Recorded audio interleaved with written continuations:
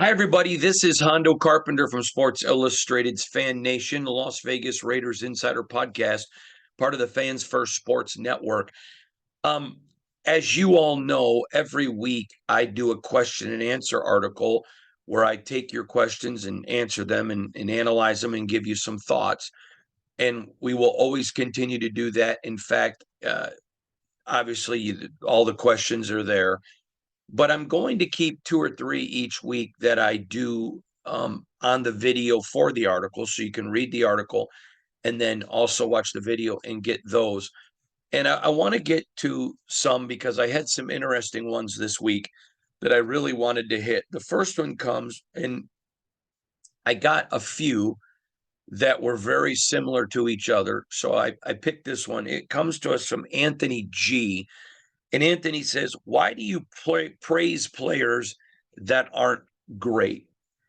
Now, first of all, let me say that we do things differently. We are professionals. We're not dropping F-bombs, and you don't have to attack people's character.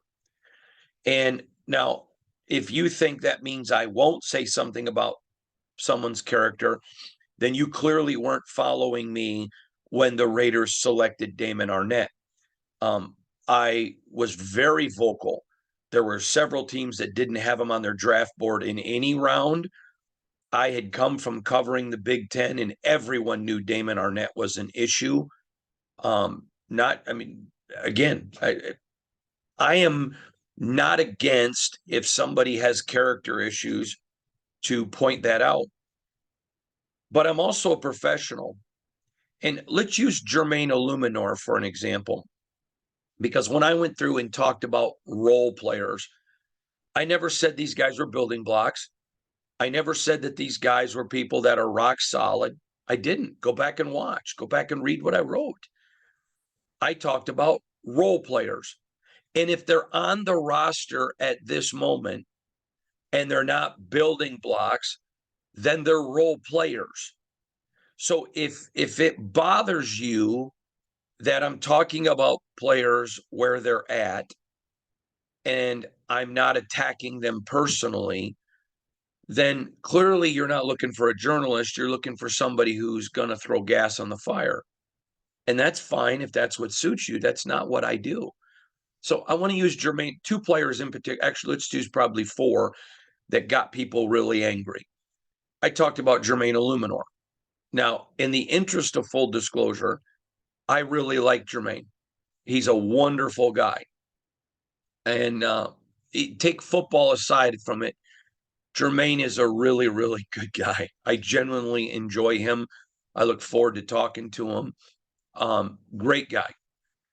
Now, clearly, because I wrote it before the draft, the Raiders would have liked to have upgraded at right tackle. That's a fair statement. That's not saying Jermaine Illuminor sucks. It's saying that they wanted to upgrade. I think there were injury issues, and at times he absolutely got blew up, which I said. But the Raiders really believe in him. Now, to Jermaine's credit, and a lot of you wouldn't know this, he has busted his rump this offseason and has really worked hard. The Raiders didn't upgrade because they felt like, okay, we're good with him. Now, doesn't mean somebody's not going to get cut and they're going to go sign somebody. It doesn't mean they're not going to make a trade. It doesn't mean that a UDFA like Dalton Wagner couldn't step up. I never said he was a Hall of Famer. I never even said he was a building block. I said a role player. I understand that the word fan comes from the word fanatic. And I get that. And without fanatics, I don't have a job. So I greatly appreciate you. I'm not going to talk down to fans, but I'm also not just going to go blow people up. This person's a bum. This one sucks. This one's terrible. Shouldn't be in the NFL. I mean, have you ever been paid millions of dollars to play in the NFL? So you may not like the way a person plays, but to call them a bum when they're cashing the checks, I'm sorry. And especially when they're not bums, if I know they're working hard. Let's use Brandon Parker, another one I talked about, didn't play last year. They kept him around. Why? They think there's potential there. Do I think it's a surefire thing he makes the roster? No. Did I call him a building block? No. I said he was a role player. And I said that at times he played and performed very well when he was healthy. And that's true. But did you not hear at times? See, you have to be able, this is one of the problems that I think we have in our country is that I can't disagree with people without having to blow you up. I'm going to talk about players as fairly as I can. Was Jermaine Illuminor an All-Pro? No. Was Brandon Parker? No. Do they both have tape, which I said previously, where you can show them getting blown up? Yes. But they both also have tape where they played well. Now, part of this problem is that a lot of people don't understand. You've got a hard salary cap. You can't go pay a ton of superstars and have a team that competes. It's part of the reason why Aaron Rodgers, it hurt the pack because they couldn't go get some key pieces because they had so much money wrapped up into him. It's why it made no sense to me that the Jets would make that move and tie in $60 million into it. It just didn't make sense. So you have to have role players and you got to have guys that can do it. Now, this staff, and if you think that Josh McDaniels and Dave Ziegler want to get fired, I don't have anything to say to you. I can't talk to people that are irrational. You're certainly welcome to think what you want. But at this point, they've been willing to roll the dice on Jermaine Illuminor, and they know what he is. Now, again, I think that if there's a chance to upgrade, they would. But he's been working his tail off this offseason. I fully expect Jermaine to come in the best shape of his life. How does that translate on the field? I don't know. But again, two good guys. All right, Keelan Cole. I had people giving me trouble because I, talked about Keelan Cole. I think that his spot is definitely up on the roster. I wouldn't be shocked if he didn't make the team. And again, I said that previously. Oh, but you just act like all these guys are great. No, I don't. I think if you're not a building block or a rookie to a guy entering his third year, a role player is somebody that can be upgraded over. Period. Okay, let's use Brian Hoyer. I've known Brian Hoyer for decades. I'm friends with Brian Hoyer personally. I know his beautiful wife and family. His mother and father are my friends. I'm friends with his brothers and sisters. We'll just leave it there. I'm friends with him. Okay. Do I think Brian Hoyer is a quarterback that's going to go out and compete with Tom Brady to be one of the greatest quarterbacks to ever play the game? No. Do I think he's in a position right now where Jimmy Garoppolo is? No. And he's my friend. Do I think if Josh McDaniels and Dave Ziegler thought they could bring someone else in who would do better than Brian Hoyer, that they would? Yes. And I'm his friend. See, Brian Hoyer's character as a man, second to none. Tremendous father, great son, great grandson, knew his grandma Oma very well. Great husband, great guy. I'm proud that Brian Hoyer's my friend. But I'm also not pretending that Brian Hoyer's Tom Brady. And so if you're not able to differentiate between the ability of not questioning someone's character if you know they're a good person, but still, okay, I called them role players. I talked about the fact that the Raiders would like to upgrade. I'm going to tell you right now, every role player I talked about, the Raiders would like to upgrade from. But upgrading requires, can I fit it in the salary cap? Does it fit in our long range plans? See, bad drafting for so many years has the Raiders having to go out and give short-term free agent contracts to guys to fill gaps that should be filled by guys that are on 4-year deals that you're developing. Look at what the Eagles are doing. Look at what the Chiefs are doing. They consistently lose guys They go out and draft well. Those guys plug holes. And then over time, they become great. And then they have to make a decision. Do we sign them or go back and get another rookie? So I'm sorry if you don't have the ability to ascertain the difference between being critical of somebody's play, but not making it personal. Every one of the players that I reviewed and called role players are players that the Raiders would like to upgrade from. That's a fact. Every NFL team would like to upgrade every single player if they can get better. When Tom Brady was at the height of his greatness, Bill Belichick, Josh McDaniels would have loved to move on from Tom Brady if they felt there was a better option. So when I call guys role players, I didn't call them building blocks. I didn't call them stars. Okay, do I think Jermaine Illuminor, a Keelan Cole, a Brandon Parker, or a Max Crosby, or a Davante Adams? Come on, give me a break. But I also think all three of them are hard workers. All three of them are guys that at a certain price point, you say, okay, I may not be getting A from them, but C works at the price I'm paying because the guy next to him I'm paying as a C, but is working as a B. All of that. This is where it's more than just X's and O's on Sundays. This is where Josh McDaniels, I believe, one of the biggest areas, and I think there were several, but one of the areas where he failed in Denver is the best teams have an ability to manage salary cap and roster.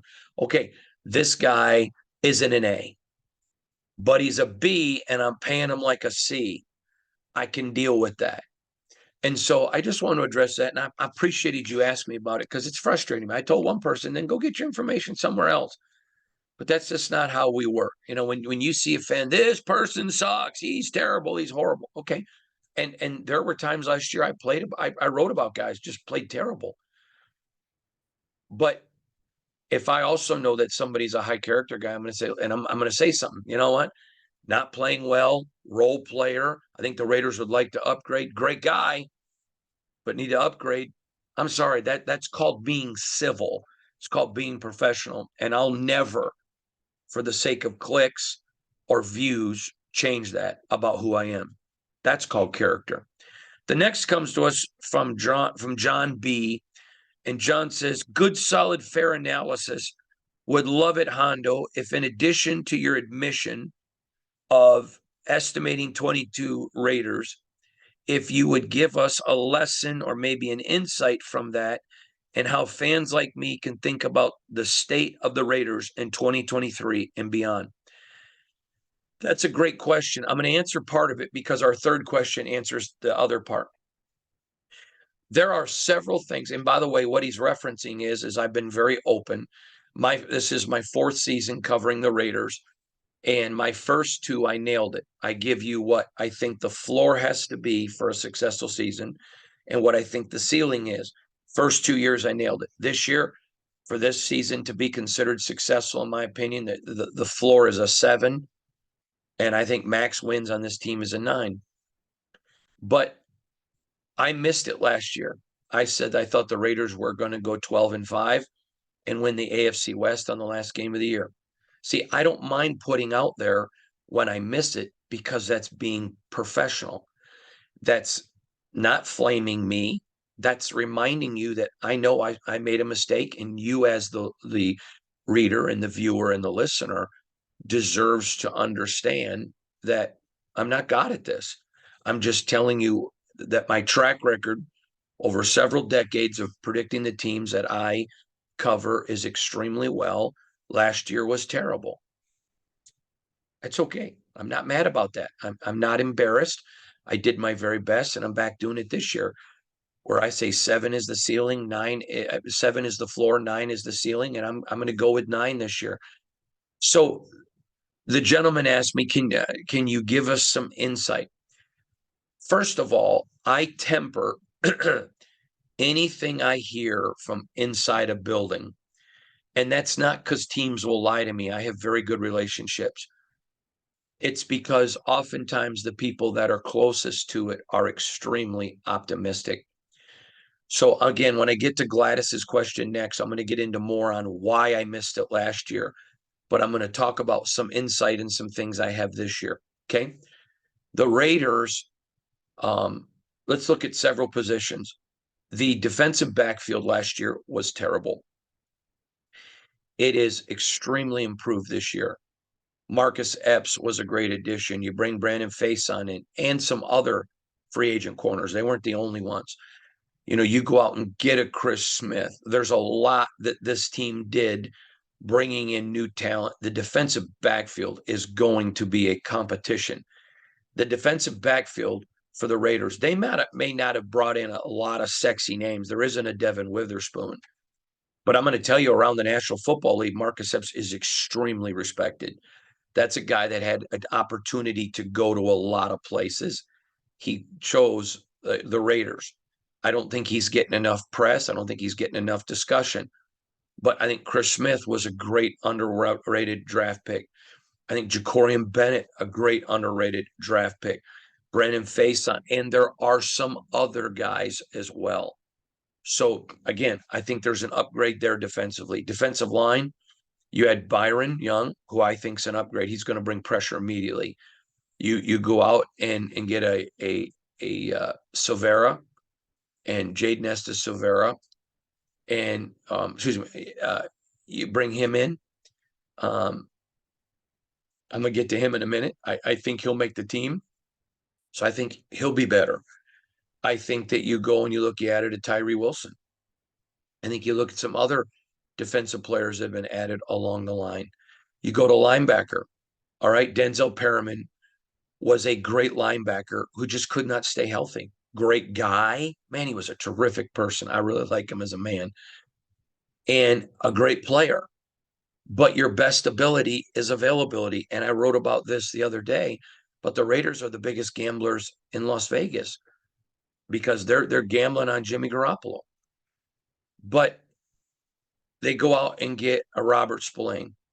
This is a guy, I think it was the last 7 games of the year for the Steelers. He played every defensive snap and every special teams and just rocked out. Now, I know for a fact the Steelers did not want to lose him, made him a strong offer, and expected to keep him.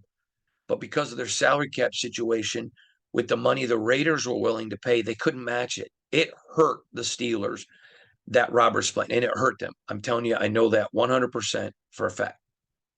They were extremely disappointed that they lost him. This is a guy that's going to be there every single play.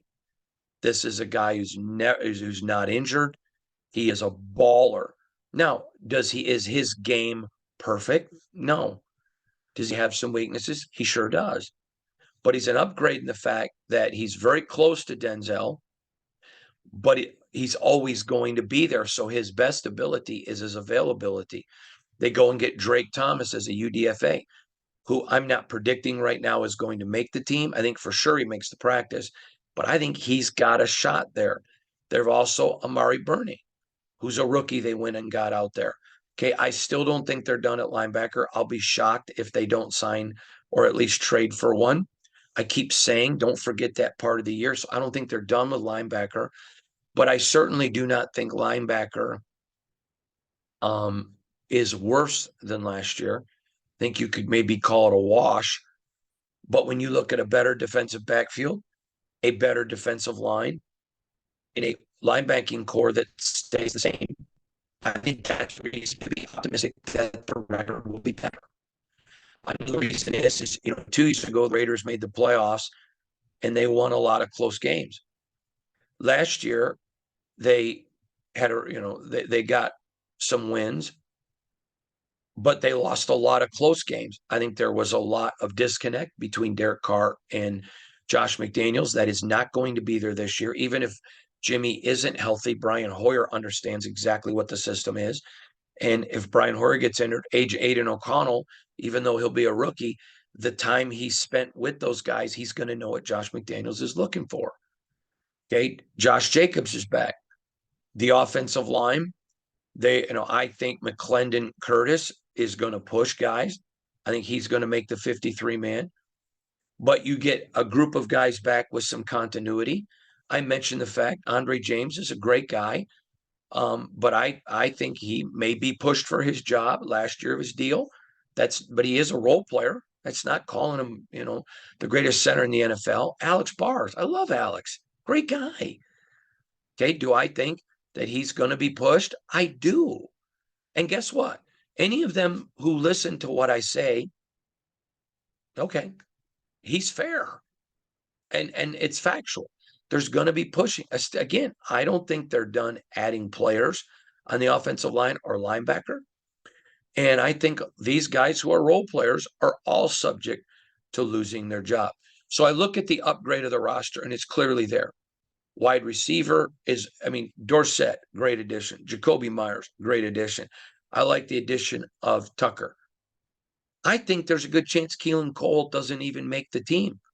I'm not ruling him out because the kid's a competitor and he's going to fight and compete. But again, not attacking character of people who have good character. We're talking football. Now, let's look at some other things. They bring in some different coaches. I think they absolutely upgraded on special teams. They had to do something in special teams. They brought in, some other guys to help formulate the plan. Is it everything that I would have done? Probably not. I would have made a change at defensive back. I think Nate Hobbs and Trayvon Moehrig are two guys that looked exceptionally well as rookies, and in their sophomore campaign under a new regime looked terrible. So I probably would have made a change, but knowing Josh McDaniels and Dave Ziegler the way I do, they're very thorough. I'm sure they looked at why did this happen to these guys. I'm sure they probably talked to the coaching staff. What are some things we could have done better with them? There's also an addition of a new scheme, and they decided to keep their coaches. Okay, both of those coaches have proven track records in the past of being good. So maybe they said, listen, we're going to give 1 year as a mulligan. Okay, this is Josh McDaniels' future. If he gets fired from the Raiders, he's not going to get a third head coaching job. So he's not out here saying, gee, let's keep people that are going to get me fired. He clearly believes in them. I believe in a lot of what I see from Josh McDaniels and Dave Ziegler. So I'm going to give them the benefit of a doubt. I'll tell you what, the defensive backfield coaches are both really great guys. I know what some of the players have told me about them off the field, the way they care about players, the way that players matter to them. So I can say that I didn't think they did a good job coaching, but it doesn't mean they're bad people. And so I look at those things for optimism. Then I talk to people around the league who I trust, whose job it is to analyze the Raiders. How do you think they did? Mayer, I believe, even though he's a rookie, is going to be a complete upgrade, certainly over Foster Moreau, dear God. And I think better than Darren Waller. Darren Waller was a great wide receiver. Foster Moreau was a good blocker. Michael Mayer is a great wide receiver and a great blocker. He is the combination of what you want. Now, he's way too young. So I'm going to give you a comparison, which I hate doing with rookies, but he is farther along right now than where Rob Gronkowski was in his career. And we know what Rob did in the Josh McDaniels system. So I think that's good. I think Austin Hooper, absolute upgrade. So if you told me we got to get rid of Darren Waller and Foster Moreau, but we're going to add a Michael Mayer and an Austin Hooper, bingo, make it, do it, get it done. And then you add Howard, who is a guy from Alabama that hasn't been able to stay healthy. He's your third. So does he get pushed? Absolutely. I'll be talking more about that in the coming weeks. But he's a guy that if he is able to stay healthy, he has all of the physical attributes to be super good. Now, from what I'm hearing on him, is that there's a lot of optimism on his health and where he's at, that he's healed and that he's ready to go. If that's the case, I would have traded you Waller and Moreau for Mayer and for Hooper. Now you throw Howard into the mix. That's an upgrade. Okay, you look at wide receiver. I told you about Dorsett, and there are other guys. And I think wide receiver is upgraded. And I still say I think that after June 1st, Hunter Renfrow will be gone.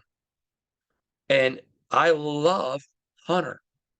He is a great human being, awesome husband, awesome father, and an all pro football player. But after that happens, if it does, I'm going to come back and tell you why I thought this would happen, why I'm the first one to say it, and why I'm standing by it. Irregardless, I guess that's a stupid word. Regardless, I think this wide receiver core is better, and I think it's going to be so the offense is going to be better. So then let's look at special teams. You got Daniel Carlson and AJ Cole, the best kicker punter combination, in my opinion, in the National Football League. Letting Trent Sieg go really stirred some people up. Okay. But they bring in a new special teams coordinator that thinks Jacob Moyer is an upgrade from Denver. And okay, that's what you think. You're rolling the dice. But again, these guys don't want to get fired. So clearly there was something they saw that they felt we can upgrade from. I'm going to give them the benefit of the doubt until they prove to me that they haven't earned that. So I look at the roster. I keep hearing people say the roster isn't any better. I don't know how you can objectively look at all of the players they added and say that. I think if you're a fan, you can say it because there isn't a lot of big names. But as a professional analyst, and I'm analyzing grown men who are paid a lot of money, I owe it to them. And more importantly, I owe it to you, the readers, listeners, and viewers, to present to you an analysis that's based in fact and not based on big name or not. It's like the All Pro. A lot of guys get voted the All Pro, shouldn't be there, but they get voted there because of their name. Same thing happens in free agency. Oh man, we didn't sign anybody. You may have not signed any names, but man, you got consistent players. Like I said, I know the Steelers felt the pain of losing Spillane. Now, the great depth allowed a team to let a Marcus Epps go because they knew in their salary cap they had a bunch of players on 4-year deals that they were paying less.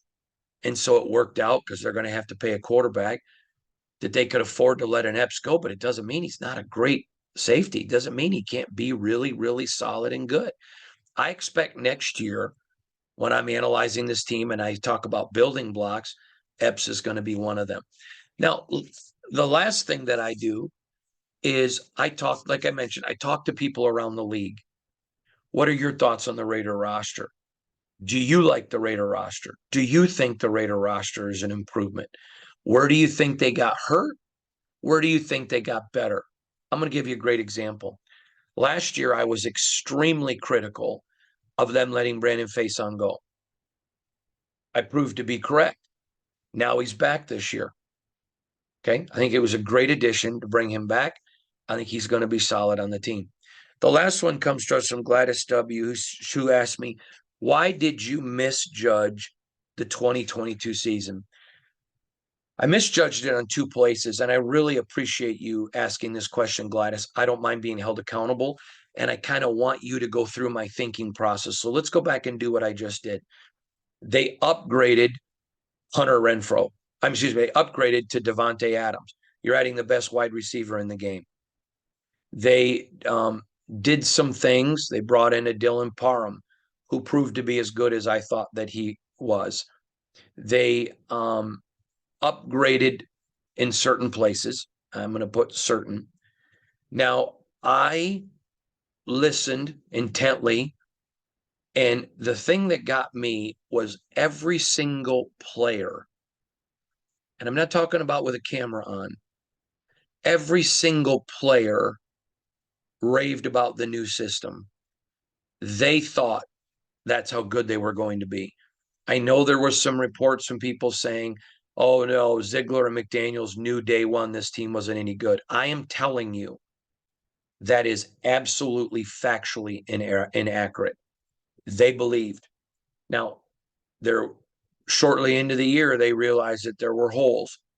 And the biggest disconnect with last team, and I want to get to this, they weren't great.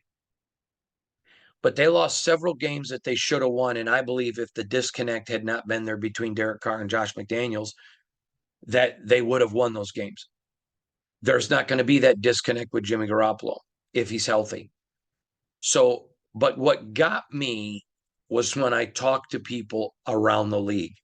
Now you have to understand, I'm not talking about talking to people for the first time.